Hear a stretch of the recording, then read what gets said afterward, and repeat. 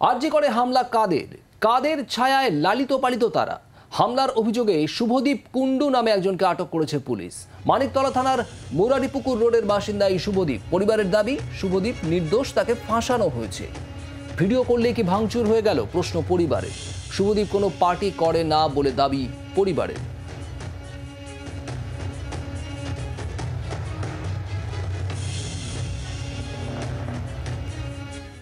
শুভদীপ কুন্ডু, তাকে আটক করেছে হামলার অভিযোগে পুলিশ। মানিকতলা থানার মুরারিপুকুর রোডের বাসিন্দা শুভদীপ কুন্ডু। তার পরিবার দাবি করছে শুভদীপ নির্দোষ, তাকে ফাঁসানো হচ্ছে।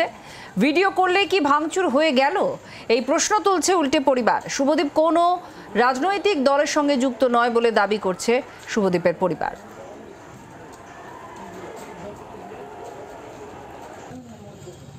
ঢুকে গিয়ে দেখছে যে ভাঙচুর হচ্ছে তাহলে একটু দেখে বাচ্চা মানুষ তো মানে ভিডিও করতে গেছে যে কী হচ্ছে দেখি। ভিডিও করছে বাইরে দিয়ে, কোনো গেটের ভেতর ঢোকেনি, ঢোকেনি। ব্যারিকেড ভেঙে গেছে, ভেঙে পড়ে যাচ্ছে উল্টে, তাও একটু বাসের উপর উঠে গেছে। ভাঙচুরের ঘটনা জড়িত নয় বলছেন? না, জড়িত না, কোনো রকম জড়িত না। ও ভাঙচুর করতে যায়নি, ও ভিডিও করতে গেছিল। ও তো বাইরেই ছিল, গেটের বাইরে যেখানে ব্যারিকেড করা ছিল ওইখানটাতেও দাঁড়িয়ে ছিল। তারপরে এমন ধাক্কাটা মেরেছে, আমরা ছিটকে গেছি। 3-4 জন পুলিশ এসে টানতে টানতে নিয়ে গেল ট্রেনে। আরজিকর হাসপাতালে ভাঙচুরের ঘটনায় বেশ কিছু ছবি প্রকাশ করে কলকাতা পুলিশ তাদের ফেসবুক পেজে।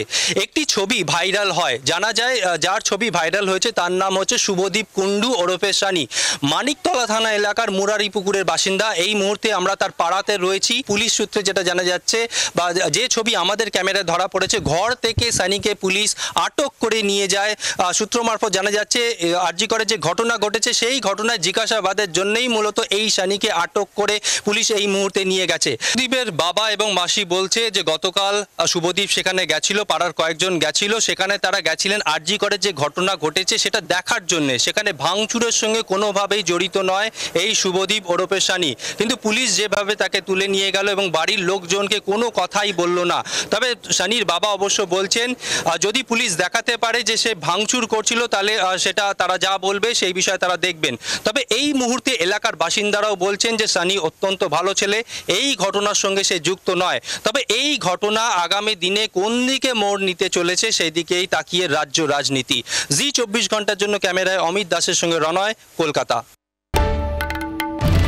বাংলার আওয়াজ, বাঙালির আবেগ, জি 24 ঘন্টা।